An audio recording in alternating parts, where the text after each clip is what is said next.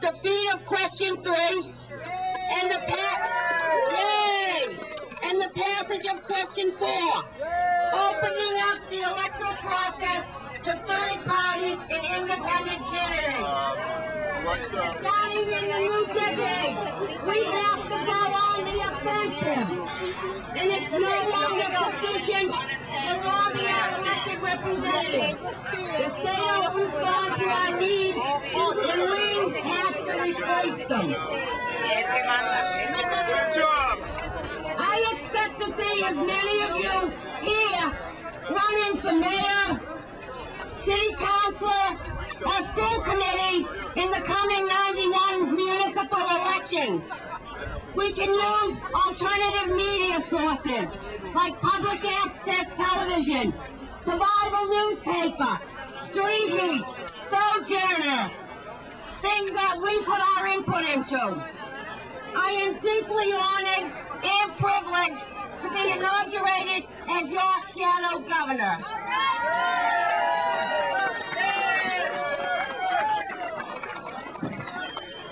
Thanks.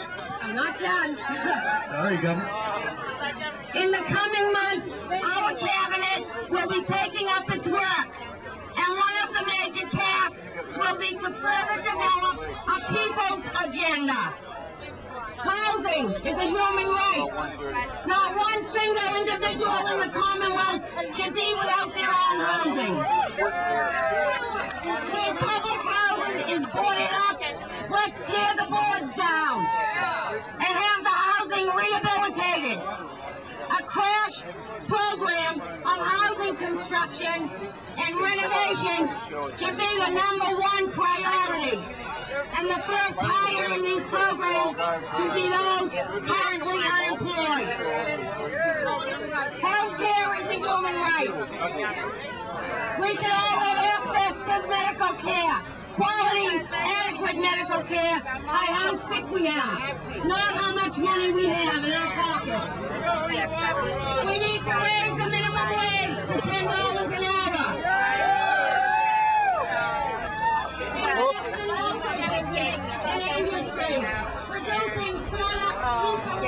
Yo ayudo con las que tienen problemas en la vivienda, los dueños de casa, que te quieran pagar, And we need affordable, quality daycare for working parents.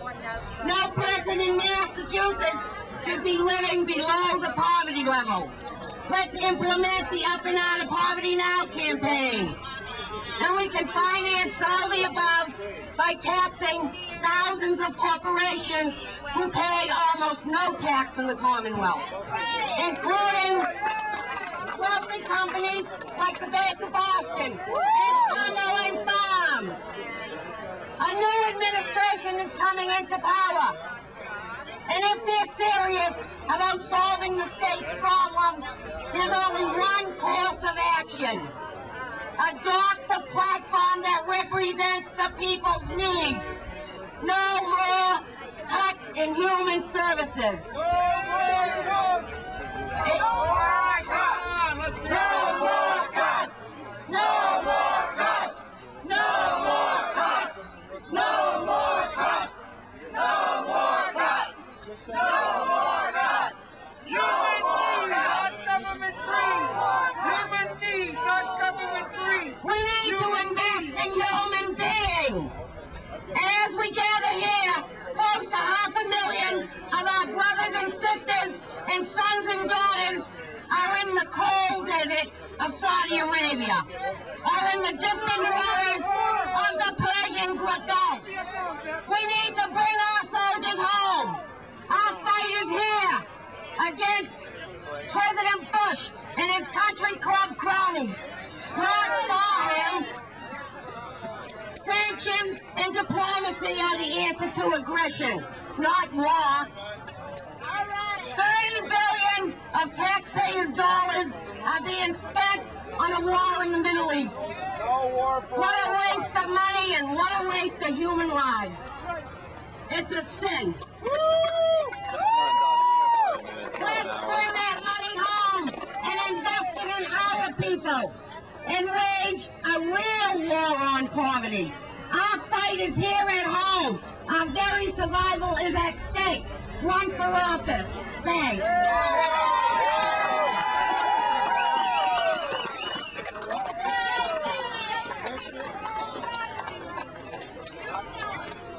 Okay, I'd like to introduce Reverend Greg Williams, who is now our Minister of Conscience, in that position the government we found funds for, Minister of Justice, or Conscience.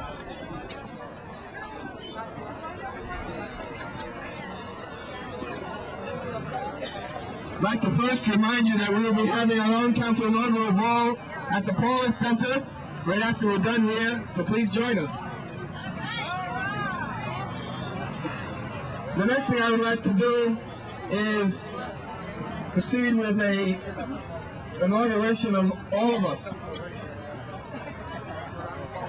Frederick Douglass told us that power concedes nothing. We gather this third day of January representing many who cannot be here with a clear message. We concede nothing and we understand our power. We understand that Governor World faces a dry economic and financial wilderness. And return to the words of Brother Douglass, you cannot have rain without thunder and lightning. And want the new administration to know that there is thunder and lightning outside their door. And we will not be moved by words alone. Putting in place a shadow government is not a task that is done lightly. It is a first, and while we will wait respectfully, we will not say good to the healing of this state if the intent and practice is to heal at the expense of those citizens of this Commonwealth who began with nothing to give in the first place. Those in the midst of poverty, those who are hungry or homeless or sick or unemployed, these women and men and children should not be asked to pay a higher price. Those in the midst of poverty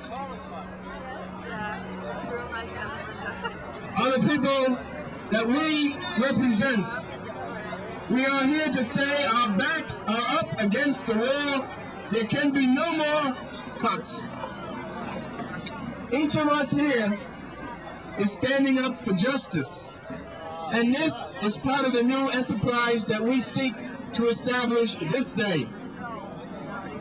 And so I ask all of us who stand here and those who will speak after me to join together in putting together a shadow government that won't go away, a government that will stand by the people and put the feet of the new administration to the fire. So if you agree, answer, I do. I do. Do you affirm justice? Here you go. Do you commit yourself to giving the highest priority to those most in need? Do you commit yourself to building in our state a society that is, in a true sense of the word, a commonwealth? Yes!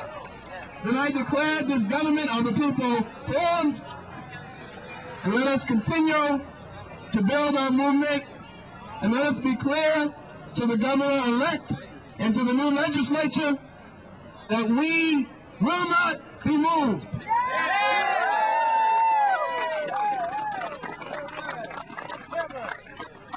And we forgot Kevin Chaser, who's a marcher from Springfield to Boston. And all those folks who marched for us. And the next time we have to march, we know where we're coming because we're standing here.